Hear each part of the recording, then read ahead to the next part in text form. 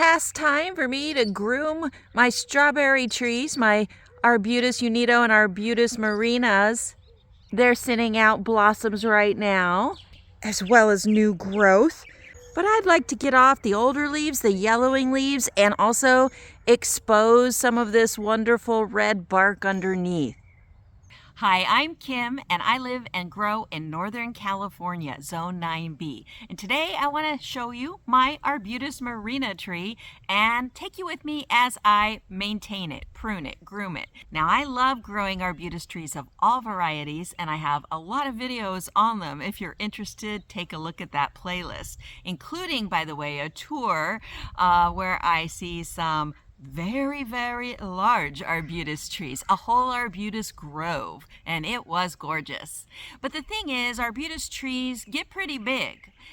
This Arbutus Marina will grow to be between 40 and 50 feet tall if I let it. I don't think I'm going to let it though. And my Arbutus Unedo that's in the ground, well, it will grow to be between 10 and 25 feet tall. That's more what I'm looking for. But height isn't the issue today. Currently, these trees are only 6-7 feet tall, but there are other things you need to do that I need to do to maintain my Arbutus trees looking their best. And of course, that is subjective. There are many ways to grow Arbutus trees, and I'll discuss some of those today. At the same time that I'm doing some pruning, I will also be propagating probably. Yep, that's usually how it goes. Now, I did not want to work out in the blazing sun, so this morning, when it was still slightly overcast, was when I tackled this job. So if you're interested, come along with me and see how I maintain my Arbutus Marina. Now, my Arbutus Unedo, I've let grow more in a bush format, which is fine because its branches are more gray-brown. They're not that exciting. And I like the way that this looks. Lots of new growth on this, by the way. And yeah, I do need to get in here and clean it up a bit as far as older leaves go. But overall, it's doing fantastic and doesn't really need much in the way of grooming. Maybe clear out the grasses and weeds at the bottom. But that's about it. I want to go more for the look of my container strawberry tree, where I've got the cinnamon red bark exposed. I'm really liking this. It was kind of an experiment. It's really hard for me to cut off the lower branches, but I was able to make myself do it on this container strawberry tree, and I do like the way it looks. So now I'm going to do it on my in-ground Arbutus Marina. Some of these branches are so low-hanging, I might try some air layering for propagating this Arbutus Marina. Being a hybrid, you can only get a clone of it via air layering or cuttings. And cuttings are, well, pretty infamous for being hard to get going. They're very slow and you have to have just the right conditions. I'm going to try cuttings too, I think. They're best from semi-hardwood. Usually more midsummer, but because I have such mild conditions, especially this past winter, I might be able to get some cuttings going from the new growth that started way back in, I don't know, the middle of winter. And maybe some air layering. Okay, I am ready to get started. Got my coffee, got my alcohol to clean off my pruners, got my gloves, got my already prepped soil, which is half cactus soil and half, well, you're not going to believe this, it's oyster shell. I didn't have any other medium like sand on hand, and oyster shell will work just as well. And I've tested it, and they're super fast draining, and that's what you want because you don't want waterlogged cuttings. Definitely not for Arbutus Marina. So time to get started. Now that is the bark I want to expose. Also, I'm going to take off any little tiny branches like that one coming off the main trunk, just to open up the inner space, the center of this tree, so it won't be so humid in here.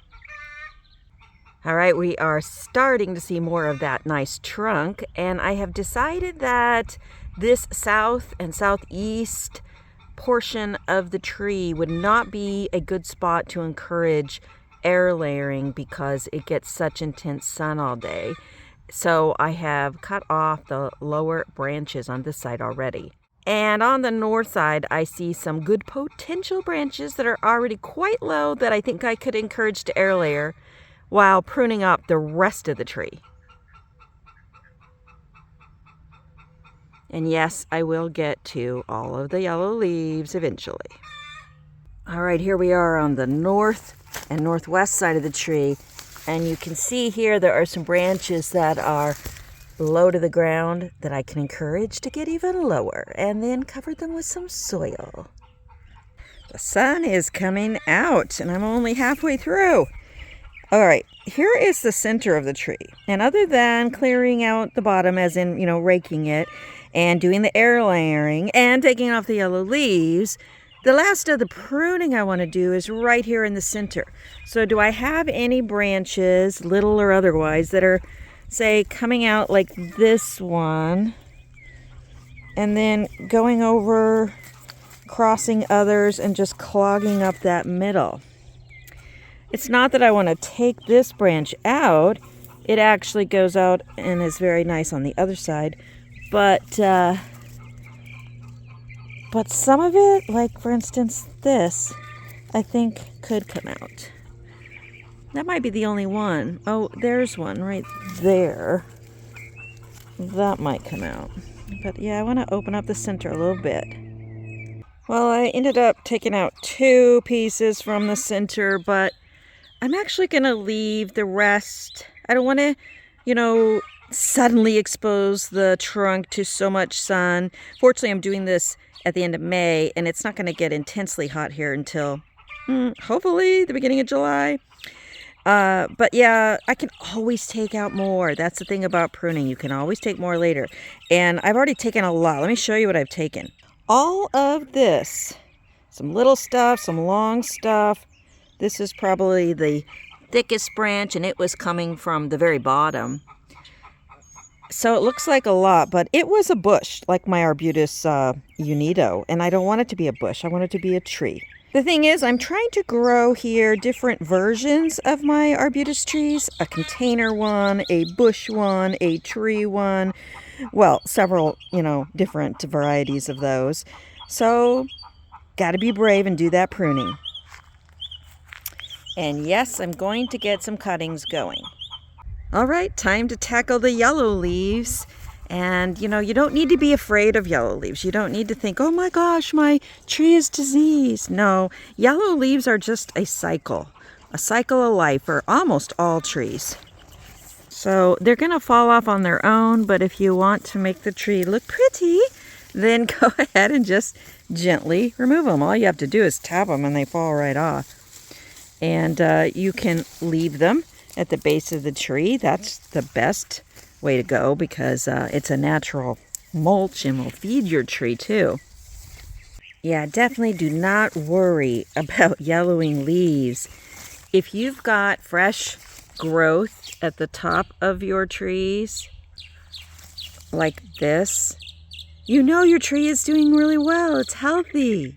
But if you want to help it look beautiful by taking off the old stuff it doesn't need anymore, by all means, go ahead. So here we see both fresh green growth and an old brown flower stem. Sometimes your tree will bloom, as Arbutus trees do, almost year-round in a moderate climate. And maybe at just the wrong time, colder temps will sweep through and the blooms won't actually develop into fruit, and you end up with this. Or maybe the bloom didn't get pollinated. In any case, it didn't turn into a strawberry fruit. So you just break it off. That's fine. Not any big deal, and your tree will continue to grow and blossom some more. It's looking really good. I love seeing that red bark. Got all the yellow leaves out. So it's full of fresh green growth. Looks beautiful. Got some blossoms on there. And I have left the lower branches over here on the right side, the north side, that I'm going to air layer. And again, like I said, this is an ongoing project, so I can always come in, prune more out of the center, prune up other lower branches if I decide to. But right now, I'm liking the looks of this. I mean, look at that beautiful peeling bark.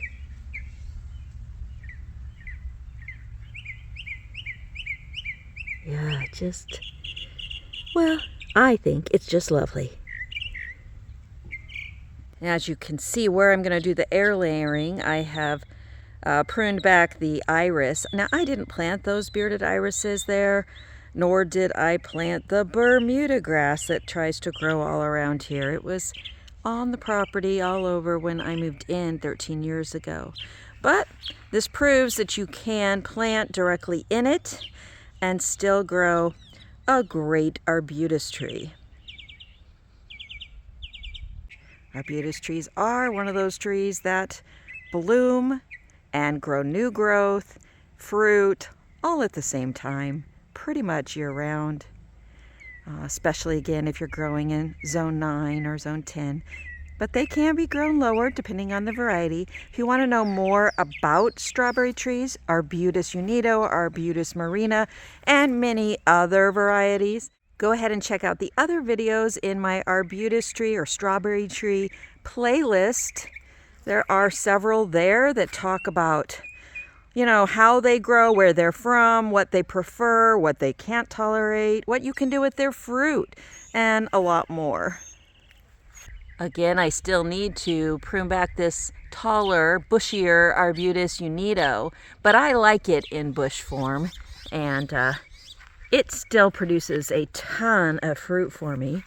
And so I'll get to this one a little bit later. But see all that new growth? And yes, blossoms coming on. And of course, some fruit developing at the same time. But yes, that playlist has several videos from the very beginning when I first planted my first arbutus tree, which was this one, my first Arbutus Marina, the one I've been working on today. And it was just a little tiny stick. I don't even know if it was a foot tall, and it wanted to just fruit like crazy. It was beautiful, but oh, so much more now. All right, time to do some modified air layering. Now, I've had success air layering other things in the past. I have also done it a variety of ways. So there are different ways to do it. You can look them all up. One of the ways is to separate a 2 to 3 inch area that you've stripped back the bark from, exposing the cambium, and go ahead and, you know, rough it up a bit, put rooting hormone on it, and wrap it in 3 to 4 inches of moss and put a plastic bag around it. But to me, that's not really air layering. I mean, it is, but I'm talking about the air layering that happens naturally many times.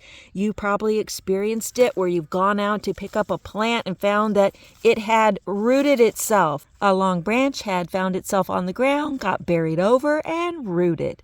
That's its own form of air layering, and I try to mimic that. I will peel back a little bit of the bark, and I will weight down the branch so that it stays under the soil I put on top of it, and I will put more of a cactus soil and some natural soil that's in the ground here and some mulch over it, and we'll just see how it does. Like I said, I've had success in the past with other plants and trees, so we'll see what the arbutus does. All right, so here are where I have layered 2 of the thin new growth branches, and I'm hoping they'll do well. I've weighted them down, as you can see, with rocks. There is a lot of soil under those rocks. Well, not a lot, but a few inches, so they can grow roots, you know, all around. I did scrape some of the bark away, exposing the cambium, but I didn't use rooting hormone. That soil I added in, I mixed in underneath with the natural soil, and it's cactus soil, and then I put some on the top. I have watered it in, and I will keep watering it, you know, every few days, depending on how hot it gets. I did have to dig up some of the iris rhizomes, so I will go put those somewhere else. But yeah, they were in the way there, and we'll see how those do. It's an experiment. I love to experiment. Okay, right here I have the cuttings that I took from the Arbutus Marina. Got 2 in each of these containers. The 2 in the middle look like they have more soil, but actually it's because I've done those a little different. Like I said, I love to experiment. And so I have this one done in a layered fashion with the oyster shell and the cactus soil. And the one in front there, I have that done the same way. And then the 4 on the outside, I've mixed the 2 together. So I've been hoarding containers for a decade or more, and I like these clear ones for cuttings because once the roots start to grow, you can actually see them. So I've watered them well, and they've drained thoroughly, and now I am going to watch them. I'm probably going to put a clear container, a clear like tote over them to create some humidity. I'll have some holes in it so that there will be airflow, but that should protect them well enough. Otherwise, you can do a bag and tie it off, a clear bag. That is such a hassle, though. I much prefer doing it with a tote, and I've had success that way. So that's probably what I'm going to do here. And then just make sure they're kept damp, not waterlogged, and we'll see how they do. But overall, I'm very pleased with how the Arbutus Marina is looking now. Got that trunk exposed. Might I do more later? Sure. But right now, really liking the looks of this.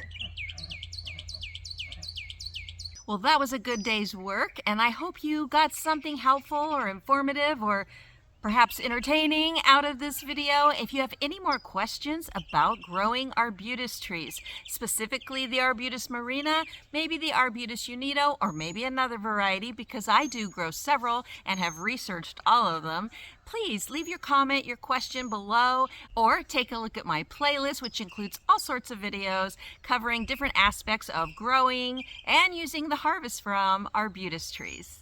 Until my next video, I'm wishing you lots of happy growing.